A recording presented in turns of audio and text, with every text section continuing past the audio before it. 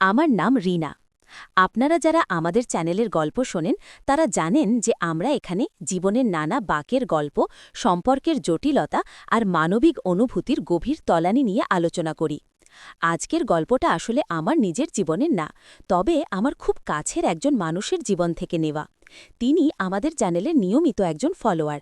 তার নাম প্রকাশে তিনি একেবারেই অনিচ্ছুক, তাই আমরা তার পরিচয় গোপন রাখছি। তার অনুমতি নিয়েই আজকের এই গল্পটা আমি আপনাদের সামনে তুলে ধরছি।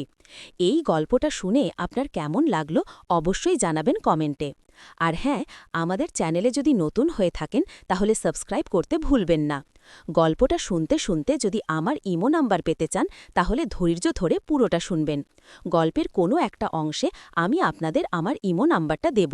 আমার সাথে সরাসরি কথা বলতে চাইলে পুরো গল্পটা শুনতে থাকুন মনোযোগ দিয়ে। এবার আসি মূল গল্পে। আমাদের পরিবারটা খুব সাধারণ। বাবা সরকারি চাকরি করতেন, এখন রিটায়ার্ড, মা গৃহিণী। আমার এক দাদা আছে, নাম সজল, আর আমি পরিবারের একমাত্র মেয়ে। আমার বিয়ে হয়েছিল প্রায় ৩ বছর আগে। বিয়ের পর স্বামী, শ্বশুরবাড়ি, এক নতুন জীবন, সব মেয়েদের জীবনে যেমন হয় আর কি। কিন্তু আমার কপালে হয়তো অন্য কিছু লেখা ছিল। বিয়ের পর থেকেই স্বামীর সাথে সম্পর্কটা কেমন যেন শীতল হতে শুরু করে। ছোটখাটো বিষয় নিয়ে ঝগড়া, মনোমালিন্য। একটা সময় মনে হলো এই সম্পর্কটা আর টেনে নিয়ে যাওয়া সম্ভব নয়। মনের ভেতর এক সমুদ্র কষ্ট নিয়ে অনেক ভেবে চিনতে আমি সিদ্ধান্ত নিলাম আর না, শ্বশুর বাড়ি ছেড়ে বাপের বাড়িতে ফিরে আসব। মাস ৬ আগের কথা। একদিন সকালেই আমার বাবা মার কাছে চলে এলাম। মনে খুব ব্যথা, চোখের রাজ্যের জল। আমার মা আমাকে দেখে প্রথমে তো অবাক, তারপর সব শুনে বুকের ওপর টেনে নিলেন। বাবাও খুব কষ্ট পেলেন। দাদার মনটাও খারাপ হয়ে গেল। কিন্তু সবাই বলল, যা হয়েছে ভালোর জন্যেই হয়েছে, শান্তি তো সবার আগে। বাপের বাড়িতে এসে প্রথম কয়েকটা দিন আমার কাটল একরকম ঘোর লাগা অবস্থায়। কোনো কিছুই ভালো লাগতো না। সারাদিন চুপচাপ নিজের ঘরে বসে থাকতাম, টিভি দেখতাম, বই পড়তাম, কিন্তু কোনো কিছুতেই মন বসত না। বুকের ভেতরটা এক অজানা যন্ত্রণায় ছটফট করত। সবাই আমাকে স্বাভাবিক করার চেষ্টা করত। মা এসে গল্প বলতেন, বাবা এসে মাথায় হাত বুলিয়ে দিতেন, দাদা এসে মজার মজার কথা বলে হাসানোর চেষ্টা করত। কিন্তু আমার মন থেকে সেই কালো মেঘটা যেন কাটছিলই না। এই সময়টায় আমাদের বাড়িতে একজনের যাতায়াত হঠাৎ করেই বেড়ে গেল। তিনি আর কেউ নন, আমার দাদার বন্ধু আসিফ। আসিফ ছোটবেলা থেকেই আমাদের বাড়িতে আসে। দাদার সাথে ওর বন্ধুত্ব সেই স্কুল জীবন থেকে। আমরা ওকে ছোটবেলা থেকেই দেখতাম, দাদার সাথে হাসি ঠাট্টা করত। কিন্তু ওর সাথে আমার খুব একটা কথা বলার সুযোগ হয়নি। আমি যখন ছোট ছিলাম ও তখন কলেজে পড়ত। আমি ওর থেকে প্রায় ৫-৬ বছরের ছোট। পরে ওর চাকরি হয়ে গেল দূরে, তাই আসা যাওয়া কমে গিয়েছিল। কিন্তু আমি বাপের বাড়িতে ফিরে আসার পর হঠাৎই ওর আনাগোনাটা অনেক বেড়ে গেল। প্রথম দিকে আমি ওকে দেখতাম, কিন্তু খুব একটা পাত্তা দিতাম না। আমার নিজের জীবনে তখন এত ঝড় বয়ে যাচ্ছিল যে অন্য কারো দিকে মনোযোগ দেবার মতো মানসিকতা আমার ছিল না। আসিফ অবশ্য প্রথম প্রথম আমার দিকে খুব একটা তাকাত না, দাদার সাথেই গল্প করত, হাসত। কিন্তু আস্তে আস্তে আমি খেয়াল করলাম ওর দৃষ্টিটা কেমন যেন আমার দিকেই এসে থামে। একদিন দুপুরে মা রান্নাঘরে আর বাবা ছাদে বসে খবরের কাগজ পড়ছেন। দাদা তখন অফিসে।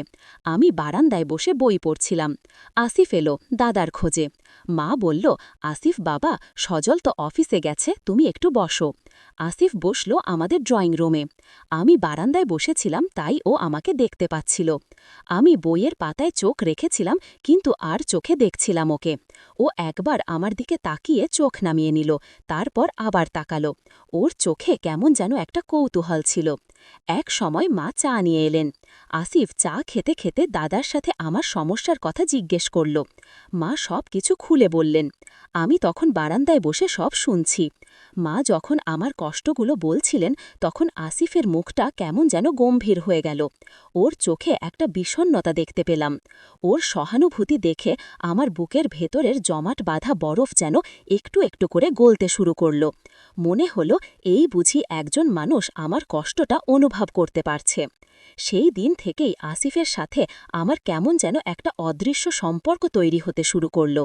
ও আর শুধু দাদার বন্ধু হয়ে থাকল না, মাঝে মাঝে বাড়িতে এসে দাদার অনুপস্থিতিতেও বসে থাকত, মায়ের সাথে গল্প করত, আমাকে ডাকত।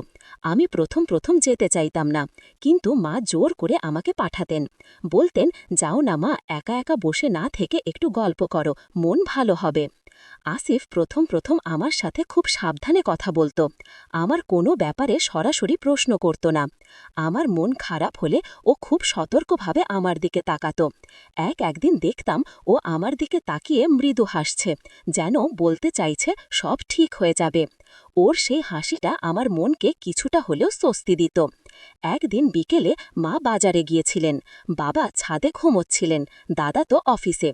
আমি একা ঘরে বসেছিলাম, মনটা খুবই খারাপ ছিল। হঠাৎ আসিফ এলো, দরজায় নক করতেই আমি গিয়ে খুললাম। ওকে দেখে একটু অবাক হলাম। ওর হাতে একটা চকলেট ছিল। এটা তোমার জন্য, বলল ও। আমি অবাক হয়ে গেলাম, ও আমার জন্য চকলেট নিয়ে এসেছে। আমি হাসি মুখে চকলেটটা নিলাম। ও ভেতরে এলো। আমি ওকে বসতে বললাম। ও বসতেই আমার দিকে এমনভাবে তাকালো যেন ওর চোখ দুটো আমার ভেতরে সব কিছু দেখতে পাচ্ছে। আমার বুকের ভেতরটা কেমন যেন তোলপাড় করতে শুরু করল। ও ধীরে ধীরে আমার দিকে এগিয়ে এলো। আমি সোফায় বসেছিলাম, ও আমার খুব কাছে এসে বসল। ওর শরীরের ঘ্রাণ আমার নাকে এসে লাগল, কেমন যেন একটা মাতাল করা ঘ্রাণ। তোমাকে আজ খুব সুন্দর লাগছে রিনা, বলল ও। ওর কথা শুনে আমার গাল দুটো লজ্জায় লাল হয়ে গেল। আমি চোখ নামিয়ে নিলাম। ও আলতো করে আমার চিবুক ধরে ওপর দিকে তুলে ধরল। আমার চোখাচোখি হল ওর সাথে। ওর চোখে তখন এক গভীর তীব্রতা, এক অদ্ভুত কামনা। আমার হৃৎপিণ্ডটা যেন গলার কাছে চলে এলো। ও আস্তে আস্তে ওর হাতটা আমার কোমরের দিকে নিয়ে গেল। আমি একটু কেঁপে উঠলাম। আমার শরীরটা যেন অবশ হয়ে আসছিল। ও আমার কোমর ধরে যখন সে আরও কাছে টেনে নিল, মনে হল আমার অস্তিত্বটাই যেন ওর শরীরের সাথে মিশে যাচ্ছে। একটা অজানা ভয়ে আর ভালো লাগায় আমার শরীর অবশ হয়ে এলো। আমাদের ঠোঁট দুটো একে অপরের খুব কাছাকাছি, শ্বাস প্রশ্বাস একাকার হয়ে আসছিল। আমার শরীরের প্রতিটি রন্ধ্রে যেন এক অদ্ভুত উত্তেজনা ছড়িয়ে পড়ছিল।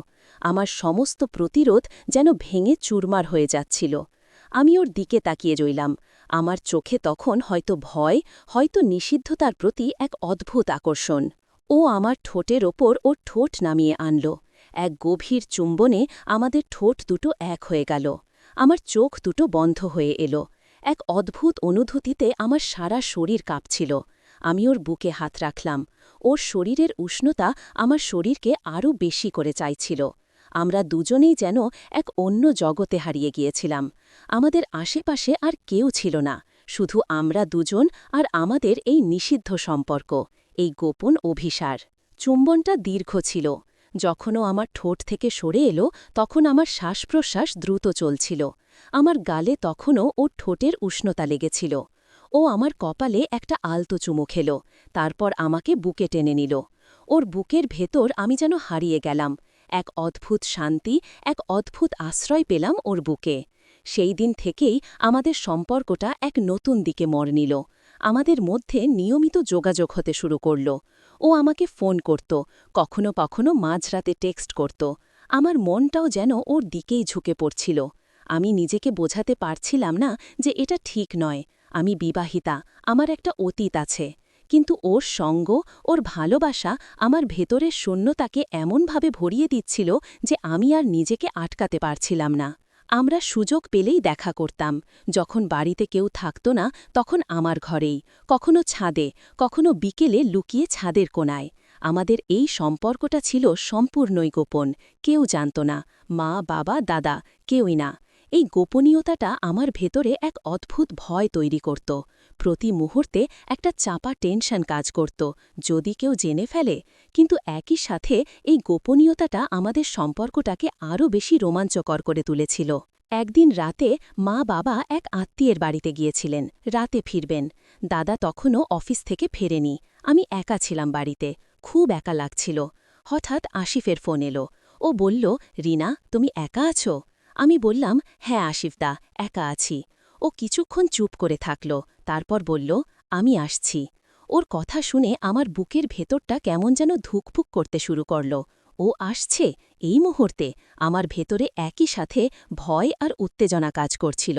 আমি তাড়াতাড়ি ঘরটা গুছিয়ে নিলাম, গোসল করে একটা হালকা শাড়ি পরলাম, নিজেকে আয়নায় দেখলাম। আমার গালে তখনও লাজুক হাসি। কিছুক্ষণ পর দরজায় নখ হলো, আমি গিয়ে খুললাম। আসিফ দরজায় দাঁড়িয়েছিল। ওকে দেখে আমার বুকের ভেতরটা যেন নেচে উঠল। ও ভেতরে এলো। ও আমাকে দেখেই ওর 2 হাত দিয়ে আমার কোমর জড়িয়ে ধরল, আমাকে বুকে টেনে নিল। আমি ওর বুকে মাথা রাখলাম। ওর শরীরের ঘ্রাণ আমাকে মাতাল করে দিচ্ছিল। ওর উষ্ণতা আমার শরীরের প্রতিটি কোষে ছড়িয়ে পড়ছিল। ও আমাকে কোলে তুলে নিল। আমি অবাক হয়ে ওর দিকে তাকালাম। ও আমাকে কোলে নিয়ে সোফার দিকে নিয়ে গেল। সোফায় বসিয়ে আমাকে ওর বুকের উপর টেনে নিল। আমার ঠোঁটে ওর ঠোঁট ডুবিয়ে দিল। সেই রাতে আমরা দুজনেই যেন সব সীমা অতিক্রম করে গিয়েছিলাম। আমাদের সম্পর্কটা আর শুধু ইমোশনাল রইল না, এক অজানা আকর্ষণ আমাদের দুজনকে আরও বেশি করে কাছাকাছি নিয়ে এলো। ওর হাতের উষ্ণ স্পর্শ আমার সারা শরীরে এক অদ্ভুত শিহরণ তৈরি করল। ওর ফিসফিস করে বলা কথাগুলো কানের কাছে এমনভাবে বাজছিল যেন আমার সমস্ত প্রতিরোধ ভেঙে চুরমার হয়ে যাচ্ছিল। বুকের ভেতরটা যেন খাঁ খাঁ করছিল এক তীব্র অনুভূতির তাড়নায়। এই সম্পর্কটা ছিল সামাজিক দিক থেকে সম্পূর্ণ ভুল, কিন্তু আমার কাছে তখন এর থেকে মুক্তির কোনো উপায় ছিল না।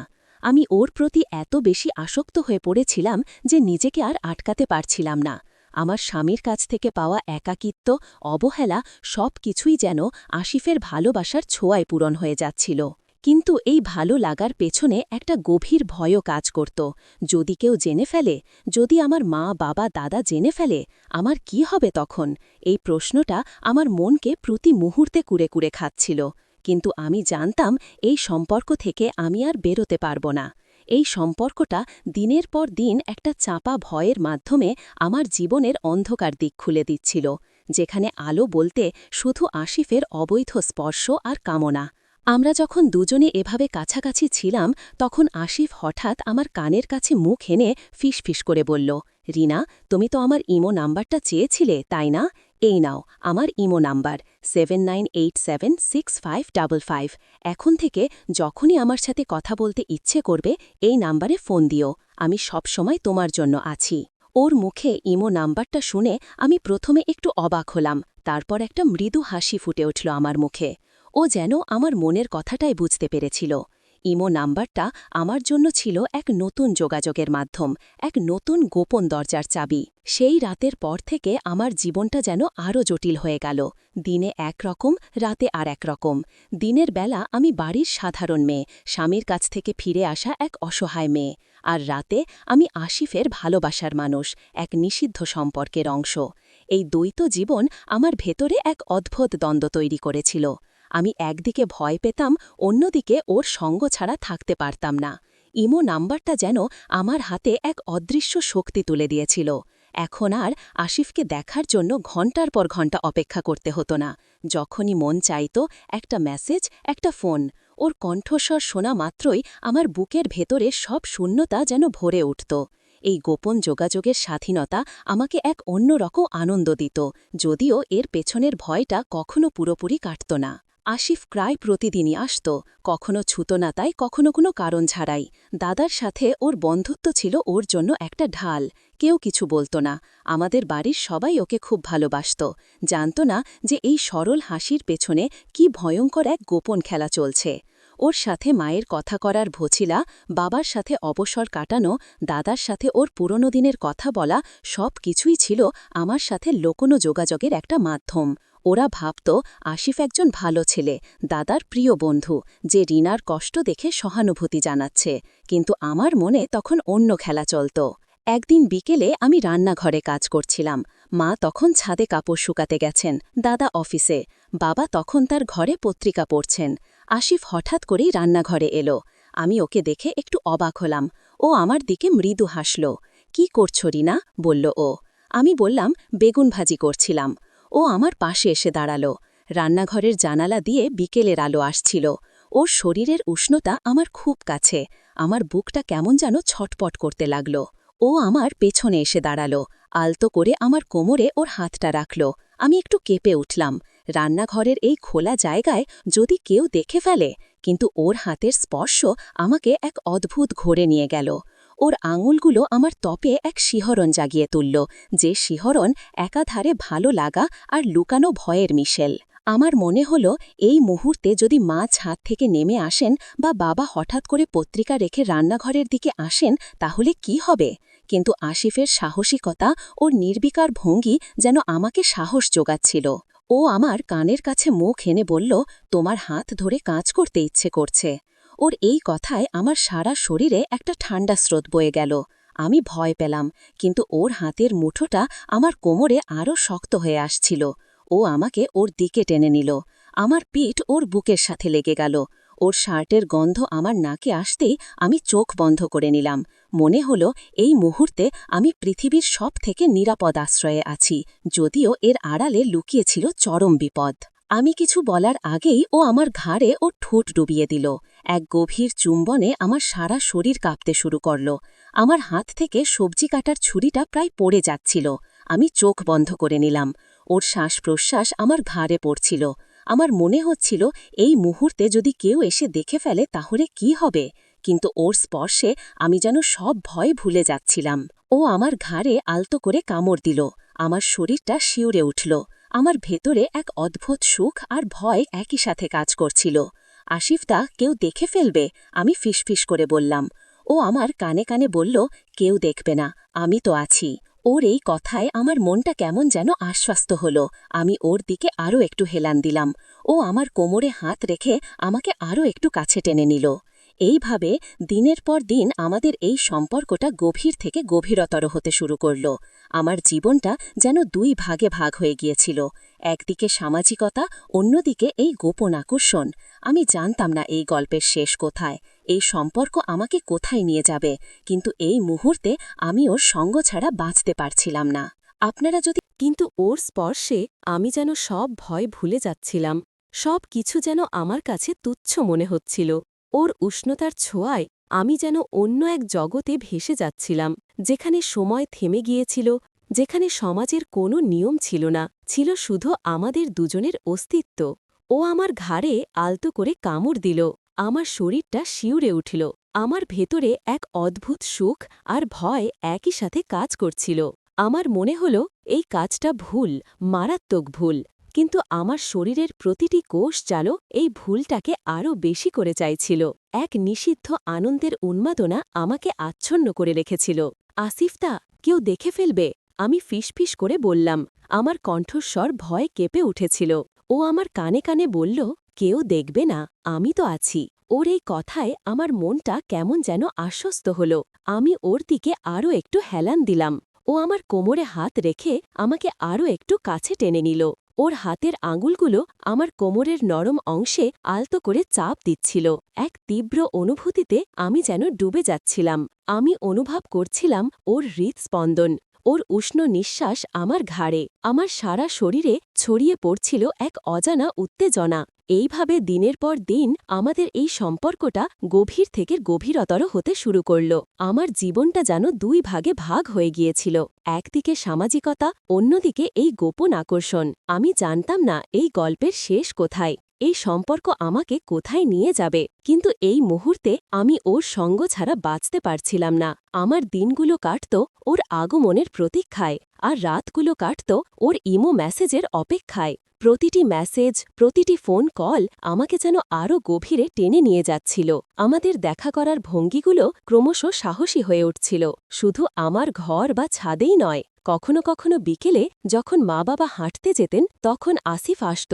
আমরা ড্রয়িং রুমে বসতাম, কিন্তু আমাদের কথোপকথন আর সাধারণ থাকত না। ওর চোখ, ওর স্পর্শ, ওর ফিসফিসানি আমাকে যেন এক অন্য জগতের বাসিন্দা করে তুলত। আমার মন ক্রমাগত বোঝাত যে এটা ভুল, কিন্তু আমার হৃদয় ওর দিকেই ছুটে যেত। আমি নিজেকে মাঝে মাঝে প্রশ্ন করতাম, এটা কি ভালোবাসা, নাকি শুধু একাকিত্বের এক ফাঁকা পূরণ? আমার প্রাক্তন স্বামীর অবহেলা আর একাকিত্ব কি আমাকে এই পথে ঠেলে দিয়েছে? উত্তর আমি খুঁজে পেতাম না, শুধু জানতাম আসিফের সান্নিধ্যে আমি আমার কষ্টগুলো ভুলে থাকি। ওর সাথে থাকলে আমি আবার নিজেকে জীবিত অনুভব করি। এক সন্ধ্যায় আমাদের ছাদে আমি আর আসিফ বসেছিলাম।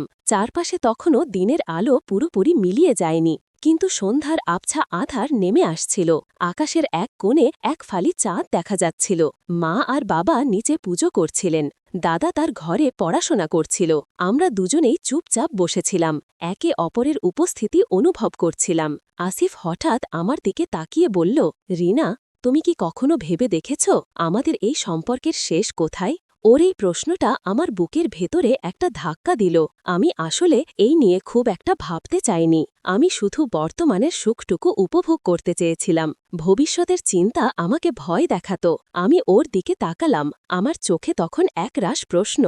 জানি না আসিফদা, আমি কথা শেষ করতে পারলাম না। ও আমার হাতটা ওর হাতে তুলে নিল, ওর আঙুলগুলো আমার আঙুলের ওপর আলতো করে বুলিয়ে দিল। আমি জানি রিনা, তুমি হয়তো এই মুহূর্তে কোনো কিছু নিয়ে ভাবতে চাইছ না, কিন্তু আমি চাই তুমি আমার সাথে থাকো। ওর এই কথাটা শুনে আমার পুরো শরীরটা যেন কেঁপে উঠল। ও কি বলতে চাইছে? আমি ওর দিকে অবাক চোখে তাকালাম। ও আমার চোখে চোখ রেখে বলল, আমি তোমাকে ভালোবাসি রিনা, সত্যিই ভালোবাসি। আমি তোমার পাশে থাকতে চাই সারা জীবন। ওর মুখে ভালোবাসি কথাটা শুনে আমার সারা শরীরে এক অদ্ভুত শিহরণ বলে গেল। আমি যেন বিশ্বাস করতে পারছিলাম না। আমার মতো একজন বিবাহিতা, যে সবেমাত্র শ্বশুরবাড়ি থেকে ফিরে এসেছে, যাকে সমাজ হয়তো করুণার চোখে দেখে, তাকে আসিফ ভালোবাসে। আমার চোখে জল চলে এলো। কিন্তু আসিফদা, আমি কথা বলতে পারছিলাম না। আমার ভেতরের সব অনুভূতি যেন এক ঝলকে বেরিয়ে আসতে চাইছিল। ও আমাকে ওর বুকে টেনে নিল। কোনো কিন্তু নয় রিনা, আমি তোমার সব অতীত মেনে নিতে রাজি। আমি জানি তুমি অনেক কষ্ট পেয়েছ। আমি তোমাকে সেই কষ্ট ভুলিয়ে দিতে চাই। আমি তোমাকে সুখ দিতে চাই। ওর বুকে মুখ গুজে আমি কাঁদতে শুরু করলাম। এই কান্নাটা ছিল এক অদ্ভুত স্বস্তির কান্না। আমার মনে হচ্ছিল এতদিন ধরে আমি যে ভালোবাসার খোঁজ করছিলাম, সেটা আমি আসিফের মধ্যে পেয়ে গেছি। ওর এই অকপট স্বীকারোক্তি আমার ভেতরের সব দ্বিধা যেন ভেঙে চুরমার করে দিল। আমি ওকে আরও শক্ত করে জড়িয়ে ধরলাম। সেই রাতের পর থেকে আমাদের সম্পর্কটা আরও এক ধাপ এগিয়ে গেল। এখন আর শুধু শারীরিক আকর্ষণ বা একাকিত্ব পূরণ নয়, আমরা একে অপরকে ভালোবেসেছিলাম। আসিফের ভালোবাসা আমাকে এক নতুন জীবন দিতে চেয়েছিল, কিন্তু এই ভালোবাসার পথে ছিল অসংখ্য বাধা, অসংখ্য প্রশ্নচিহ্ন। আমার সমাজ, আমার পরিবার, আমার প্রাক্তন সম্পর্ক, সব কিছুই এই নতুন ভালোবাসার সামনে প্রাচীর তুলে দাঁড়িয়েছিল। মাঝে মাঝে আমার গিল্ট কাজ করত। আমি নিজেকে প্রশ্ন করতাম, আমি কি ঠিক করছি? আমি তো এখনও আইনত বিবাহিতা। আমার স্বামীর সাথে আমার সম্পর্কটা কাগজে কলমে এখনও শেষ হয়নি। আমি কি আসিফের সাথে প্রতারণা করছি? এই প্রশ্নগুলো আমাকে রাতের পর রাত ঘুমাতে দিত না। কিন্তু দিনের আলো ফুটলে যখন আসিফের মিষ্টি কথাগুলো মনে পড়ত, তখন আবার আমি সব ভুলে যেতাম। ওর ভালোবাসা আমাকে এতটাই আচ্ছন্ন করে রেখেছিল যে আমি আর কোনো কিছু নিয়ে ভাবতে পারতাম না। আসিফ আমাকে সাহস জোগাত। ও বলতো, তোমার স্বামী তোমাকে অবহেলা করেছে, কষ্ট দিয়েছে, সেই সম্পর্কটা নামেই টিকে আছে। তোমাকে ভালো থাকার অধিকার আছে রিনা, নতুন করে জীবন শুরু করার অধিকার আছে। ওর কথাগুলো আমার মনের ভেতরের অপরাধ বোধ কিছুটা হলেও কমিয়ে দিত। আমরা আমাদের ভবিষ্যৎ নিয়ে আলোচনা করতে শুরু করলাম। আসিফ চাইতো আমাকে বিয়ে করতে। ও বলতো, আমি তোমার জন্য সব করতে রাজি রিনা। তোমার ডিভোর্স হলে আমি তোমাকে আমার কাছে নিয়ে যাব। আমরা নতুন করে সংসার শুরু করব। ওর এই কথাগুলো আমাকে স্বপ্ন দেখাত, কিন্তু একই সাথে ভয়ও পেতাম। এটা কি আদৌ সম্ভব? আমাদের পরিবার কি মেনে নেবে? সমাজ কি মেনে নেবে? আমার বাবা মা আর দাদা তখনও আমাদের সম্পর্কের গভীরতা সম্পর্কে কিছুই জানত না। তারা শুধু দেখত আসিফ আমার মন ভালো রাখার চেষ্টা করছে, যেটা তাদের কাছে খুবই স্বাভাবিক ছিল। মা মাঝে মাঝে আমাকে বলতেন, আসিফ ছেলেটা খুব ভালো রিনা, তোর কষ্ট দেখে ও খুব খারাপ পায়। মায়ের এই কথাগুলো শুনে আমার বুকের ভেতরটা কেঁপে উঠত। আমি জানতাম না, মা যদি আমাদের সম্পর্কের আসল সত্যটা জানতে পারেন, তাহলে তার কি প্রতিক্রিয়া হবে। দাদা সজল আসিফের সবথেকে ভালো বন্ধু, সেও কোনোদিন সন্দেহ করেনি। তারা একসাথে গল্প করত, হাসত, পুরনো দিনের স্মৃতিচারণ করত। দাদা আমাকে মাঝে মধ্যে বলতো, আসিফ তোর জন্য অনেক ভাবে, তুই ওর সাথে একটু কথা বলিস, ওর মনও খারাপ হয় তোর এমন অবস্থা দেখে। দাদার এই সরল বিশ্বাস আমাকে আরও বেশি কষ্ট দিত।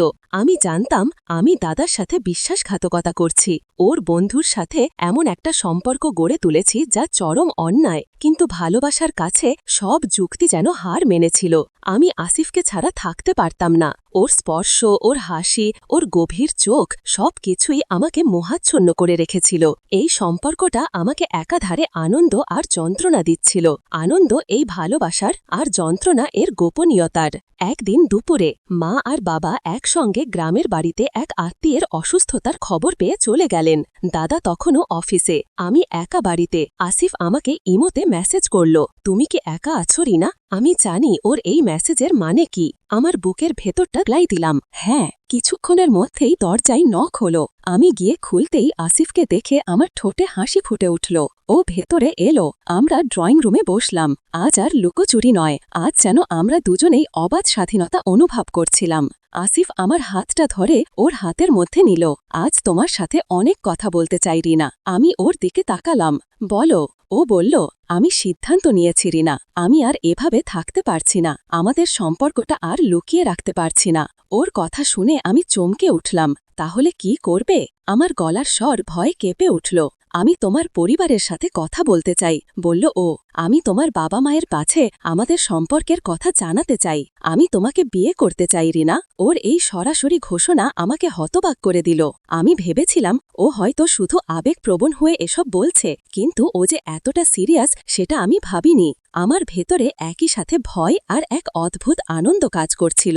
ভয় যদি সব কিছু ভেঙে যায়, আর আনন্দ এই সম্পর্কের একটা স্বীকৃতি পাওয়ার সম্ভাবনা দেখে। কিন্তু বাবা মাকে মেনে নেবেন? আমি ভয়ে ভয়ে বললাম, দাদা কি বলবে? আর আমার ডিভোর্সই তো এখনো হয়নি। আসিফ আমার হাতটা আরও শক্ত করে ধরল। আমি সব সামলাবো রিনা, তুমি শুধু আমার পাশে থেকো। তোমার ডিভোর্সটা আমরা দ্রুত শেষ করার ব্যবস্থা করব। তোমার বাবা মায়ের সাথে আমি কথা বলবো। তোমার দাদা আমার বন্ধু, সেও বুঝবে। ওর দৃঢ়তা দেখে আমার মনের ভেতরটা কিছুটা হলেও সাহস পেল। আমি ওর বুকে মাথা রাখলাম। আমি তোমার সাথে আছি আসিফদা, কিন্তু আমার খুব ভয় হচ্ছে।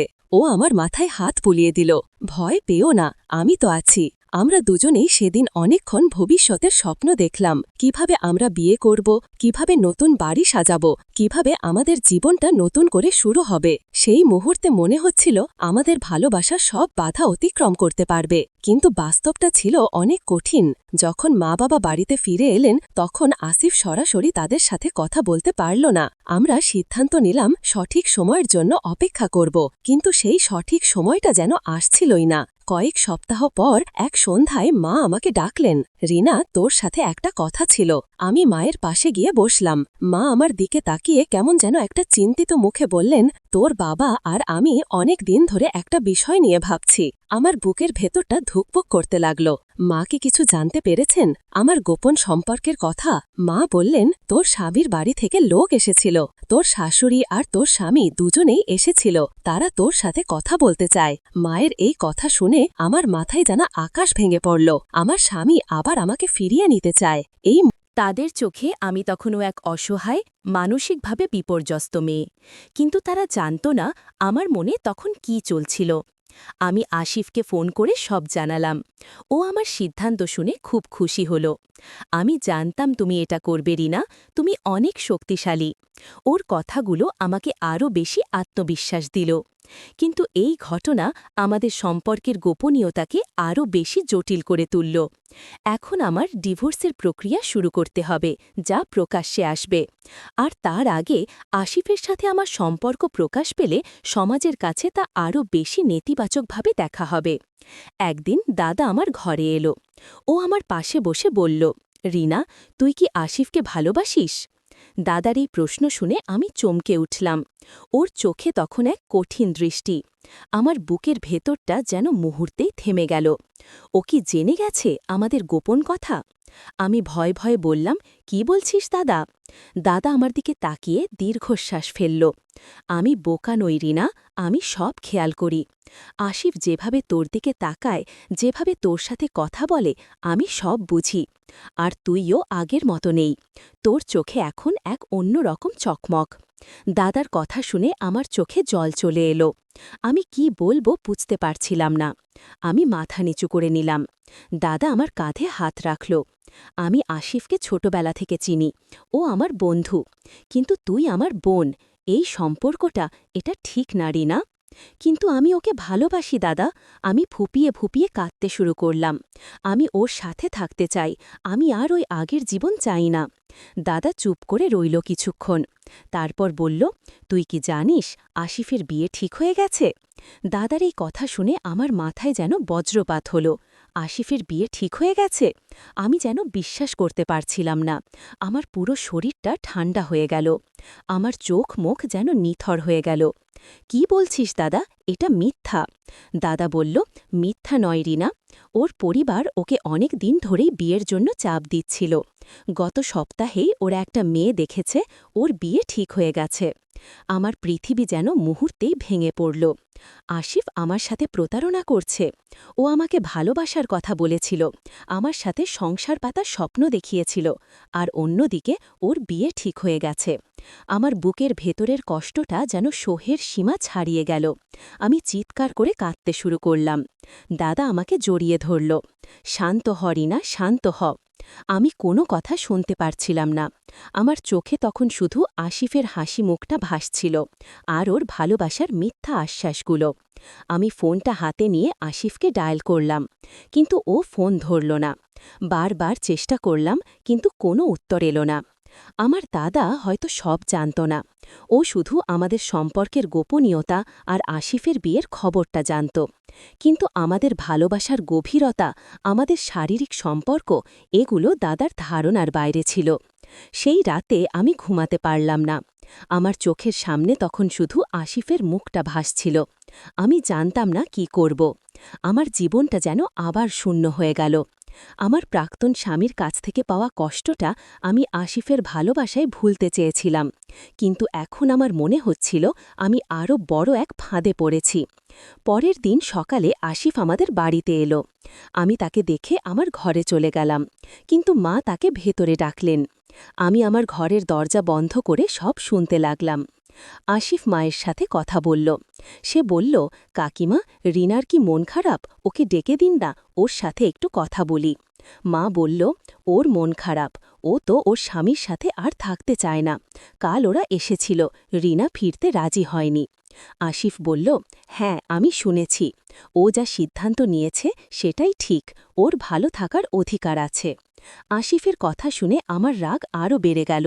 সে এমনভাবে কথা বলছে যেন কিছুই হয়নি, যেন আমি এখনও ওর কাছে একজন সাধারণ বন্ধু। আমার ভেতরের যন্ত্রণা যেন আমাকে জ্বালিয়ে পুড়িয়ে মারছিল। আমি আর নিজেকে আটকাতে পারলাম না। ঝড়ের বেগে দরজা খুলে বাইরে এলাম। আসিফ আমাকে দেখে চমকে উঠল। ওর মুখে তখন এক অদ্ভুত ভয় আর অপরাধের ছাপ। আসিফ দা, আমি চিৎকার করে উঠলাম। তুমি আমার সাথে এটা কেন করলে? তুমি আমাকে ভালোবাসার কথা বলেছিলে, আমার সাথে সংসার পাতার স্বপ্ন দেখিয়েছিলে, আর এখন তোমার বিয়ে ঠিক হয়ে গেছে। আমার চিৎকার শুনে মা, বাবা আর দাদা সবাই ড্রয়িং রুমে চলে এলেন। তারা সবাই হতবাক হয়ে আমাদের দিকে তাকিয়ে রইলেন।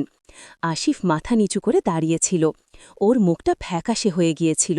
ও কোনো কথা বলতে পারছিল না। দাদা এগিয়ে এসে আসিফের হাত ধরল।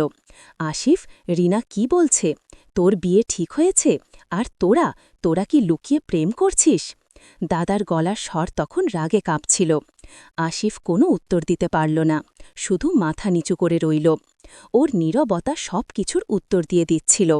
মা আমার দিকে তাকিয়ে বললেন, রিনা, কি হচ্ছে এসব? আসিফ তোর দাদার বন্ধু, তুই কি বলছিস? আমার চোখে জল গড়িয়ে পড়ছিল। মা, আমি আসিফকে ভালোবাসি। ও আমাকে ভালোবাসার কথা বলেছিল। ও আমার সাথে নতুন জীবন শুরু করতে চেয়েছিল, আর এখন ওর বিয়ে ঠিক হয়ে গেছে। ও আমার সাথে প্রতারণা করেছে। আমার কথা শুনে মা যেন জ্ঞান হারালেন। বাবা মাকে ধরে ফেললেন। দাদা রাগে আসিফার দিকে এগিয়ে আসল। কি ভেবেছিস তুই আমার বোনের জীবন নিয়ে খেলা করবি? দাদা আসিফকে ধাক্কা দিল। আসিফ টলে গেল, কিন্তু কোনো প্রতিরোধ করল না। তার মুখে তখন চরম অপরাধবোধ। তুই কি ওকে ভালোবাসিস আসিফ? দাদা আবার জিজ্ঞেস করল। যদি বাসিস তাহলে ওর সাথে এমন কেন করছিস, আর যদি না বাসিস তাহলে কেন ওর জীবন নষ্ট করছিস? আসিফ ধীরে ধীরে মাথা তুলল। ওর চোখ দিয়ে জল গড়িয়ে পড়ছিল। আমি ওকে ভালোবাসি সজল, কিন্তু আমার কিছু করার ছিল না। কিছু করার ছিল না? দাদা চিৎকার করে উঠল। কিসের কিছু করার ছিল না? তোর বাবা মা তোকে চাপ দিচ্ছিল। তুই আমাকে বলতে পারতিস, রিনাকে বলতে পারতিস, কিন্তু তুই দুই দিক থেকেই সব লুকাচ্ছিলি। বাবা তখন জ্ঞান হারানো মাকে নিয়ে ব্যস্ত ছিলেন। তিনি শুধু আমাদের দিকে এক হতাশ দৃষ্টিতে তাকিয়েছিলেন। আমি তখনও কাঁদছিলাম। আমার মনে হচ্ছিল আমার জীবনটা আবার অন্ধকারে ডুবে যাচ্ছে। আমি আসিফকে বিশ্বাস করেছিলাম। আমার সবটুকু আবেগ দিয়ে ওকে ভালোবেসেছিলাম, কিন্তু ও আমাকে ঠগালো। আসিফ দাদার কাছে এলো। আমাকে ক্ষমা করে দে সজল, আমি খুব খারাপ কাজ করেছি। রিনা, আমাকে ক্ষমা করে দাও। ক্ষমা? আমি চিৎকার করে উঠলাম। তুমি আমাকে ক্ষমা চাওয়ার যোগ্য নও, তুমি আমার জীবনটা নষ্ট করে দিয়েছ। আসিফ তখন আমাদের বাড়ির সবার সামনে হাঁটু গেড়ে বসল। আমি জানি আমি খুব বড় ভুল করেছি। আমার বাবা মা আমার বিয়ের জন্য খুব চাপ দিচ্ছিল। ওরা যখন তোমার স্বামীর বাড়ি থেকে আসা যাওয়ার কথা শুনল, তখন তাড়াতাড়ি করে আমার বিয়ে ঠিক করে দিল। আমি তোমাকে বলতে ভয় পাচ্ছিলাম। আমি ভেবেছিলাম তুমি আমাকে ছেড়ে চলে যাবে। আমি তোমাকে হারাতে চাইনি। ওর কথাগুলো শুনে আমার রাগ আরও বেড়ে গেল। সে এখনও নিজের স্বার্থের কথা বলছে। আমি ওর দিকে তাকিয়েছিলাম, আমার চোখে তখন শুধু ঘৃণা। মা তখন জ্ঞান ফিরে পেয়েছেন। তিনি আমাকে বুকে টেনে নিলেন। রিনা, এসব কি শুনছি? তোর দাদার বন্ধু, যাকে আমরা এত বিশ্বাস করতাম। মায়ের কণ্ঠে ছিল চরম হতাশা আর দুঃখ। দাদা আসিফকে টেনে তুলল।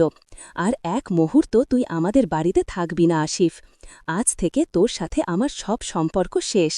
আমার বোনের জীবন নষ্ট করার জন্য তোকে আমি কোনোদিন ক্ষমা করব না। আসিফ আর কোনো কথা বলল না। সে মাথা নিচু করে বাড়ি থেকে বেরিয়ে গেল। ওর চলে যাওয়ার সাথে সাথে আমার মনের ভেতরটা যেন আরও শূন্য হয়ে গেল। আমার ভালোবাসা, আমার স্বপ্ন, সব কিছু যেন এক নিমিষে ভেঙে চুরমার হয়ে গেল। সেই দিনের পর থেকে আসিফের সাথে আমার আর দেখা হয়নি। ওর ফোনও আসেনি। আমার ইমো নাম্বারটা যেন এক অর্থহীন কাগজের টুকরায় পরিণত হয়েছিল। আমার জীবনটা আবার আগের মতো বিষণ্ণ, অন্ধকার হয়ে গেল। কিন্তু এবার কষ্টটা ছিল আরও অনেক গভীর। এবার কষ্টটা শুধু একাকিত্বের নয়, প্রতারণার। আমার পরিবার আমার পাশে ছিল। মা, বাবা, দাদা সবাই আমাকে সান্ত্বনা দিচ্ছিল। কিন্তু আমার মন থেকে এই কষ্টটা যাচ্ছিলই না। আমি নিজেকে দোষ দিচ্ছিলাম। কেন আমি এত বোকা ছিলাম? কেন আমি এত সহজে ওর কথায় বিশ্বাস করেছিলাম? আমি তো বিবাহিতা ছিলাম, আমার তো সব কিছু বুঝে শুনে করা উচিত ছিল। আমার ডিভোর্সের প্রক্রিয়া শুরু হলো। আদালতে যাওয়া, আইনজীবীর সাথে কথা বলা, এগুলো আমার জন্য এক নতুন সংগ্রাম ছিল। আমার মন তখনও আসিফের প্রতারণা থেকে বেরিয়ে আসতে পারেনি।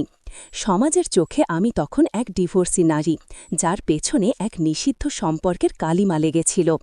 যদিও আমার পরিবারের সদস্যেরা এই গোপন সম্পর্ক নিয়ে বাইরে কোনো কথা বলেনি, কিন্তু তারা নিজেরা জানত। তাদের চোখে আমি তখন এক ব্যর্থ নারী, যে নিজের জীবনটা ঠিকভাবে গোছাতে পারেনি। আমার দাদা সজল আসিফের সাথে তার বন্ধুত্ব ভেঙে দিয়েছিল। সে আসিফের সাথে সব রকম যোগাযোগ ছিন্ন করেছিল। দাদার কষ্ট আমি বুঝতে পারতাম। তার প্রিয় বন্ধু তার বোনের সাথে এমন প্রতারণা করেছে, এটা তার জন্য মেনে নেওয়া খুব কঠিন ছিল। একদিন আমি নিজের ঘরে বসেছিলাম। আমার হাতে ছিল পুরনো একটি ডায়েরি। সেখানে আমি আমার সব অনুভূতি লিখতাম। পাতা উল্টাতে উল্টাতে আমার চোখে পড়ল কিছু পুরনো ছবি। আসিফের সাথে তোলা কিছু লুকোনো ছবি। ছবিগুলো দেখে আমার বুকের ভেতরটা আবার মোচড় দিয়ে উঠল। আমি আর নিজেকে আটকাতে পারলাম না। ছবিগুলো ছিঁড়ে ফেললাম। সেই সাথে আমার ভেতরের সব কষ্ট, সব ঘৃণা যেন বেরিয়ে আসতে চাইছিল। আমি সিদ্ধান্ত নিলাম, আর না, আমি আর এভাবে বাঁচতে পারব না। আমাকে আমার জীবনটা নতুন করে শুরু করতে হবে। আমাকে এই সব অতীত ভুলে যেতে হবে। আমি আমার মোবাইল থেকে আসিফের ইমো নাম্বারটা ডিলিট করে দিলাম।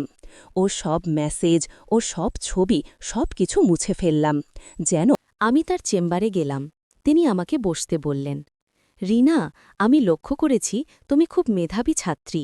তোমার ইংরেজিতে দখল খুব ভালো, কিন্তু তোমার চোখে কেমন যেন একটা বিষণ্ণতা দেখতে পাই। তার কথা শুনে আমার চোখে জল চলে এলো। আমি কি বলবো বুঝতে পারছিলাম না। তিনি বললেন, তুমি যদি কোনো সমস্যায় থাকো তাহলে আমাকে বলতে পারো, আমি তোমাকে সাহায্য করতে পারি। অনির্বাণ স্যারের সহানুভূতি দেখে আমার মনে হল আমি আবার একজন আশ্রয় খুঁজে পেয়েছি। আমি তাকে আমার জীবনের সব কথা বলতে পারলাম না, কিন্তু আমার প্রাক্তন সম্পর্ক, আমার ডিভোর্স, এসব কথা তাকে সংক্ষেপে বললাম। তিনি মনোযোগ দিয়ে সব শুনলেন। আমি বুঝতে পারছি রিনা, তুমি অনেক কঠিন সময়ের মধ্যে দিয়ে গিয়েছ, কিন্তু তোমার জীবনটা এখনও অনেক বড়। তোমার ভেতরে অনেক সম্ভাবনা লুকিয়ে আছে, তিনি বললেন। তুমি পড়াশোনায় মন দাও, তোমার স্বপ্নগুলো পূরণ করো। তার কথাগুলো আমার মনে এক নতুন আশার আলো জ্বালালো। আমি তার প্রতি এক অদ্ভুত শ্রদ্ধাবোধ অনুভব করতে শুরু করলাম। অনির্বাণ স্যার আমার পড়াশোনায় অনেক সাহায্য করতেন। তিনি আমাকে অতিরিক্ত ক্লাস নিতেন, আমার সব প্রশ্নের উত্তর দিতেন। তার সান্নিধ্যে আমার আত্মবিশ্বাস বাড়তে শুরু করল। ধীরে ধীরে অনির্বাণ স্যারের সাথে আমার সম্পর্কটা শুধু শিক্ষক ছাত্রীর মধ্যে সীমাবদ্ধ রইল না। তিনি আমাকে প্রায়ই তার চেম্বারে ডাকতেন, পড়াশোনার বাইরেও বিভিন্ন বিষয় কথা বলতেন। তিনি আমার স্বপ্নগুলো শুনতে চাইতেন, আমাকে নতুন নতুন বইয়ের সন্ধান দিতেন। আমার মনে হল তিনি আমাকে শুধু একজন ছাত্রী হিসেবে দেখছেন না, একজন মানুষ হিসেবে দেখছেন। একদিন তিনি আমাকে একটি কফি শপে ডাকলেন। কলেজ ছুটির পর আমি সেখানে গেলাম। আমরা দুজনেই কফি খেলাম, গল্প করলাম। তিনি আমার পরিবার সম্পর্কে জানতে চাইলেন, আমার ভালো লাগা, খারাপ লাগা, সব কিছু। সেই দিন সন্ধ্যায় তিনি আমাকে বাড়ি পৌঁছে দিতে এলেন। গাড়ির ভেতর যখন আমরা বসেছিলাম তখন তিনি আমার হাতটা ধরলেন। আমার সারা শরীরে এক অদ্ভুত শিহরণ বয়ে গেল। এটা আসিফের হাতের স্পর্শের মতো ছিল না, এটা ছিল এক স্নিগ্ধ, ভদ্র স্পর্শ। রিনা, তিনি বললেন, আমি জানি তুমি অনেক কিছু পার করে এসেছ, কিন্তু আমি তোমাকে পছন্দ করি, আমি তোমার পাশে থাকতে চাই। তার কথা শুনে আমি অবাক হলাম। অনির্বাণ স্যার আমাকে পছন্দ করেন? আমি কি স্বপ্ন দেখছি? তিনি আমার চোখে চোখ রেখে বললেন, আমি জানি এটা হয়তো তোমার জন্য একটু তাড়াতাড়ি হয়ে যাচ্ছে, কিন্তু আমি তোমাকে আমার জীবনে চাই। তুমি যদি আমাকে সুযোগ দাও তাহলে আমি তোমাকে সুখী করতে পারব। আমার মন তখন এক নতুন দ্বন্দ্বে ভুগছিল। আমি আবার কারো প্রেমে পড়তে ভয় পাচ্ছিলাম। আসিফের প্রতারণা আমার মনে এক গভীর ক্ষত তৈরি করেছিল। কিন্তু অনির্বাণ স্যারের সততা, তার ভদ্রতা আমাকে আকর্ষণ করছিল। আমি তাকে বললাম, স্যার, আমার জীবনটা খুব জটিল, আমার একটা অতীত আছে, আমি ডিভোর্সি। তিনি হাসলেন। তোমার অতীত আমার কাছে কোনো বাধা নয় রিনা, আমি শুধু তোমার বর্তমান আর ভবিষ্যৎ নিয়ে বাঁচতে চাই। তোমার অতীত তোমাকে আজকের রিনা বানিয়েছে, আর আজকের রিনাকেই আমি ভালোবাসি। তার এই কথাগুলো আমার মনের সব দ্বিধা দূর করে দিল। আমি তার চোখে বিশ্বাস খুঁজে পেলাম। আমি মনে মনে সিদ্ধান্ত নিলাম, আমি তাকে একটা সুযোগ দেব, আমি আবার নতুন করে বাঁচতে চাই। আমি অনির্বাণ স্যারকে হ্যাঁ বললাম। আমরা দুজনেই খুব খুশি হলাম। আমাদের সম্পর্কটা আনুষ্ঠানিকভাবে শুরু হল। আমরা খুব সাবধানে আমাদের সম্পর্কটাকে এগিয়ে নিয়ে যাচ্ছিলাম। আমার বাবা মা, দাদা সবাই অনির্বাণ স্যারকে খুব পছন্দ করল। তার ব্যক্তিত্ব, তার পড়াশোনা সব কিছুতেই তারা মুগ্ধ হলেন। অনির্বাণ স্যার আমার পরিবারের সাথে কথা বললেন। তিনি আমার বাবা মায়ের কাছে আমার হাত চাইলেন। আমার বাবা মা প্রথম দিকে একটু ইতস্তত করেছিলেন। আমার ডিভোর্স হওয়ার পর আবার বিয়ে, তাও একজন শিক্ষকের সাথে, এটা হয়তো তাদের জন্য একটু অস্বাভাবিক ছিল। কিন্তু অনির্বাণ স্যারের সততা আর ভালোবাসা তাদের মন জয় করে নিল। আমার দাদা সজলও অনির্বাণ স্যারকে খুব পছন্দ করল। সে বলল, রিনা, তুই সঠিক মানুষটাকে পেয়েছিস, আমি খুব খুশি তোর জন্য। দাদার এই সমর্থন আমাকে আরও বেশি সাহস জোগাল। আমাদের বিয়ের দিন ঠিক হল। আমি আবার নতুন করে সংসার পাতার স্বপ্ন দেখতে শুরু করলাম। আমার মনে হচ্ছিল ঈশ্বর আমাকে দ্বিতীয় একটা সুযোগ দিয়েছেন, এবার আর কোনো ভুল হবে না। বিয়ের কয়েকদিন আগে আমি আর অনির্বাণ কফি শপে বসেছিলাম। আমি তাকে আমার জীবনের সব কথা খুলে বললাম। আসিফের সাথে আমার সম্পর্কের কথা, ওর প্রতারণার কথা, সব কিছু। আমি চেয়েছিলাম কোনো কিছুই ওর কাছে লুকানো থাকবে না। অনির্বাণ মনোযোগ দিয়ে সব শুনলেন। ওর চোখে তখন কোনো রাগ বা ঘৃণা ছিল না, শুধু গভীর সহানুভূতি। আমি তোমার সব কথা বিশ্বাস করি রিনা। তুমি অনেক কষ্ট পেয়েছ, কিন্তু আমি তোমাকে নতুন করে ভালোবাসতে চাই। তোমার সব ক্ষত আমি আমার ভালোবাসা দিয়ে ভরিয়ে দেব। ওর কথা শুনে আমার চোখ দিয়ে জল গড়িয়ে পড়ল। আমি এমন একজন মানুষকে পেয়েছি যে আমার সব অতীতকে মেনে নিয়েছে, আমাকে ভালোবাসা দিয়েছে। আমি তার বুকে মাথা রাখলাম। এই অনুভূতি ছিল সম্পূর্ণ ভিন্ন। এটা ছিল এক বিশুদ্ধ ভালোবাসা, যেখানে কোনো লুকোচুরি ছিল না, কোনো ভয় ছিল না, ছিল শুধু বিশ্বাস আর সম্মান। আমাদের বিয়ে হল। খুব সুন্দর একটা অনুষ্ঠান হয়েছিল। আমার আত্মীয় স্বজন, বন্ধু বান্ধব সবাই এসেছিল। মা, বাবা, দাদা, তাদের চোখে তখন আনন্দ আর তৃপ্তির ছাপ। আমি আবার একজন নতুন জীবনে পা রাখলাম। অনির্বাণ আমার হাত ধরে আমাকে তার বাড়িতে নিয়ে গেল। আমাদের নতুন জীবন শুরু হল। অনির্বাণ আমাকে খুব ভালোবাসত। সে আমাকে সব সময় হাসি খুশি রাখত। তার সাথে আমি আমার সব স্বপ্ন শেয়ার করতে পারতাম। সে আমার পড়াশোনায় উৎসাহিত করত, আমার স্বপ্ন পূরণে সাহায্য করত। আমি ইংরেজি সাহিত্যে ভালো ফল করলাম, শিক্ষকতার চাকরি পেলাম। আমি এখন একজন শিক্ষিকা, আমার নিজের একটা পরিচয় আছে। আমার পুরনো জীবনের কষ্টগুলো ধীরে ধীরে ম্লান হতে শুরু করল। আসিফের স্মৃতিটাও ক্রমশ ফিকে হয়ে গেল। আমি এখন একজন সুখী নারী।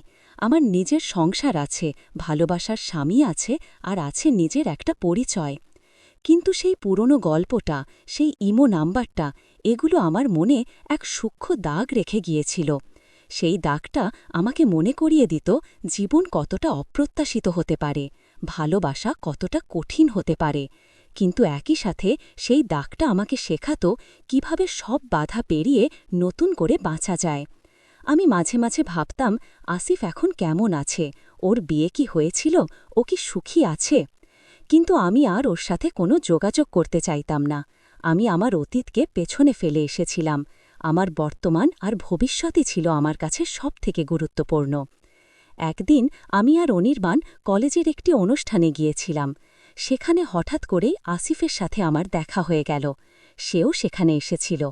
ওকে দেখে আমার বুকের ভেতরটা কেমন যেন ধুকফুক করে উঠল। আমার মনে হল অতীতের সেই সব স্মৃতি আবার আমাকে তাড়া করছে। আসিফ এগিয়ে এলো। কেমন আছো রিনা? ওর গলার স্বর কেমন যেন জড়িয়ে যাচ্ছিল। আমি মৃদু হাসলাম। ভালো আছি আসিফদা, তুমি কেমন আছো? ও আসিফের পাশে অনির্বাণকে দেখল। ওর চোখ দুটো যেন কিছু খুঁজতে চাইছিল। তোমরা ভালো আছো? অনির্বাণ এগিয়ে এসে আমার হাতটা আরও শক্ত করে ধরল। আমরা দুজনেই ভালো আছি, আপনি কেমন আছেন? আসিফ অনির্বাণের দিকে তাকাল। ওর চোখে তখন এক মিশ্র অনুভূতি। ও বুঝতে পারছিল যে আমি এখন সুখী, আমার জীবনে নতুন একজন মানুষ এসেছে। ও হয়তো নিজের ভুলের জন্য অনুতপ্ত হচ্ছিল। আমিও ভালো আছি, বলল আসিফ। ওর গলার স্বর তখন খুব শান্ত। তোমাদের দেখে খুব ভালো লাগল।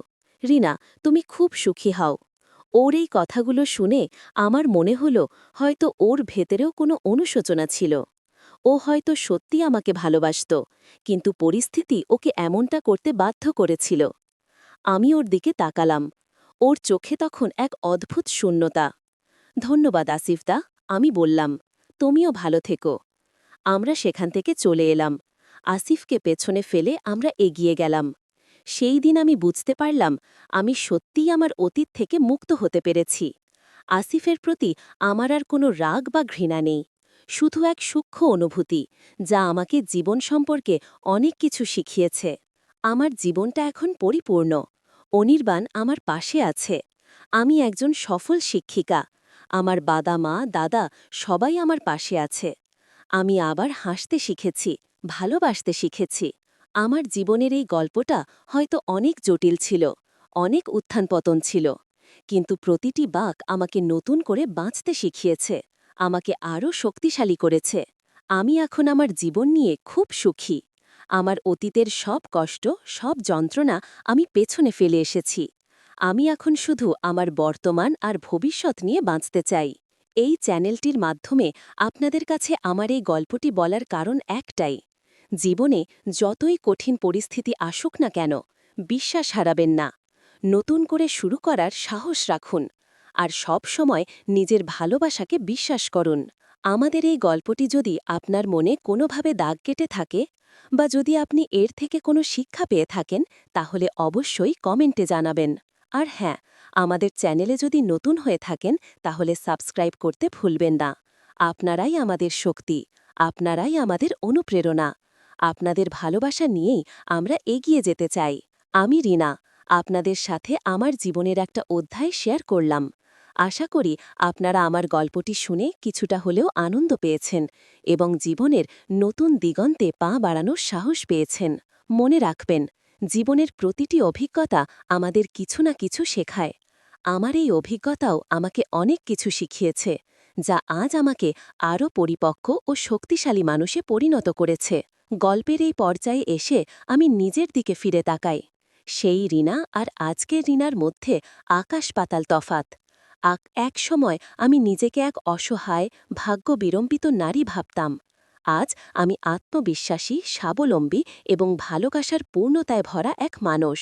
আমার প্রাক্তন স্বামীর সাথে সম্পর্কের শীতলতা, আসিফের সাথে নিষিদ্ধ প্রেম, তার বিশ্বাসঘাতকতা, সবকিছুই ছিল আমার জীবনের কঠিনতম পরীক্ষা। কিন্তু এই পরীক্ষাগুলোই আমাকে চিনিয়েছে আমার ভেতরের শক্তিকে, আমার রেজিলিয়েন্সকে।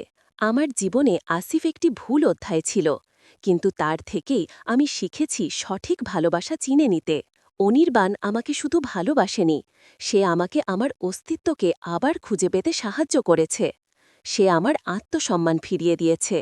তার সমর্থন এবং ভালোবাসায় আমি আজ যা তা হতে পেরেছি। আমি জানি অনেক নারী আমার মতো পরিস্থিতির সম্মুখীন হন। হয়তো তারা মনে করেন তাদের জীবন শেষ, তাদের আর নতুন করে বাঁচার কোনো পথ নেই। কিন্তু আমি তাদের বলতে চাই, বিশ্বাস রাখুন, নিজেকে ভালোবাসুন, আপনার মূল্য বোঝুন। যখন আপনি নিজেকে মূল্য দেবেন তখন পৃথিবীও আপনাকে মূল্য দেবে। সঠিক মানুষ একদিন ঠিক আপনার জীবনে আসবে, যে আপনার অতীতকে নয়, আপনার আত্মাকে ভালোবাসবে। আমার এই জার্নিটা ছিল একা একা, এক অজানা পথে। মাঝে মাঝে মনে হতো আমি হেরে যাব, কিন্তু আমার মা, বাবা, দাদা, নীলিমা আর সবশেষে অনির্বাণ, তারা আমার হাত ধরে আমাকে এই পথ পাড়ি দিতে সাহায্য করেছে। আমি তাদের কাছে চিরকৃতজ্ঞ। তাদের ভালোবাসা আমাকে নতুন করে বাঁচার স্বপ্ন দেখিয়েছে, সাহস দিয়েছে। আজ আমি এই চ্যানেলের মাধ্যমে আমার গল্প বলছি, কারণ আমি চাই না অন্য কেউ আমার মতো একই ভুলের শিকার হোক। আমি চাই সবাই সচেতন হোক। সম্পর্ক মানে শুধু আবেগ নয়, সম্পর্ক মানে বিশ্বাস, সম্মান আর পারস্পরিক বোঝাপড়া। যখন এর কোনো একটির অভাব হয় তখন সেই সম্পর্ক টিকে থাকতে পারে না। আসিফের সাথে আমার সম্পর্কটা ছিল আবেগের বশে নেওয়া এক ভুল পদক্ষেপ। সেই সময়ে আমি ভীষণ একা ছিলাম, হতাশ ছিলাম। সেই একাকিত্ব এবং হতাশা আমাকে ভুল পথে পরিচালিত করেছিল। আমি চেয়েছিলাম একজন আমাকে বুঝুক, আমাকে ভালোবাসুক। আসিফ সেই সুযোগটা নিয়েছিল, কিন্তু তার ভালোবাসা ছিল স্বার্থপরতার মোড়কে মোড়া। কিন্তু অনির্বাণের ভালোবাসা ছিল নিঃস্বার্থ। সে আমাকে শুধুই ভালোবাসেনি, সে আমাকে আমার নিজের মূল্যটা বুঝিয়েছে। সে আমাকে শিখিয়েছে কিভাবে নিজের জন্য বাঁচতে হয়, নিজের স্বপ্ন পূরণ করতে হয়। আজ আমি একজন শিক্ষক, যা আমার বহুদিনের স্বপ্ন ছিল। অনির্বাণ সবসময় আমাকে আমার পেশাগত জীবনে এগিয়ে যেতে উৎসাহিত করেছে। তার স্ত্রীর দায়িত্ব পালনের পাশাপাশি আমি আমার শিক্ষকতার পেশাকেও সমান গুরুত্ব দিতে পেরেছি। আমাদের দুজনের সম্পর্কটা পারস্পরিক সম্মান এবং বোঝাপড়ার উপর গড়ে উঠেছে। আমরা একে অপরের স্বপ্নকে সম্মান করি, একে অপরের পাশে থাকি। আমার ডিভোর্স হওয়ার পর যখন আমি সমাজে একরকম এক ঘরে হয়ে পড়ছিলাম, তখন অনির্বাণ আমাকে সমাজের কটু কথা থেকে রক্ষা করেছে। সে বুক চিটিয়ে আমার পাশে দাঁড়িয়েছে। তার এই সমর্থন আমাকে নতুন করে শক্তি দিয়েছে। আমরা এখন একটি ছোট সুখে সংসার করি। আমাদের জীবনে কোনো জটিলতা নেই। আমাদের মধ্যে শুধু ভালোবাসা আর বিশ্বাস।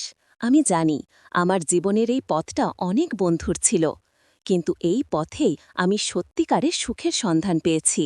এই গল্পটা কেবল আমার একার গল্প নয়, এটা হাজারো নারীর গল্প, যারা সম্পর্কের জটিলতায় জড়িয়ে পড়েছেন, যারা ভালোবাসার অভাবে ভুল পথে চলে গেছেন। আমি চাই আমার গল্প শুনে তারা সাহস পাক, তারা বুঝতে পারুক ভুল করলেও সেখান থেকে ফিরে আসা যায়, নতুন করে জীবন শুরু করা যায়। সবশেষে বলতে চাই, ভালোবাসা অন্ধ নয়, ভালোবাসা দেখে, ভালোবাসা বোঝে, ভালোবাসা ক্ষমা করে, কিন্তু কখনো প্রতারণা করে না। আমি জীবনে এই কঠিন সত্যটা শিখেছি, এবং এই শিক্ষাই আমাকে আজ একজন সম্পূর্ণ মানুষ হিসেবে প্রতিষ্ঠিত করেছে। আপনারা সবাই ভালো থাকবেন আর ভালোবাসাকে সম্মান করবেন। শুভকামনা।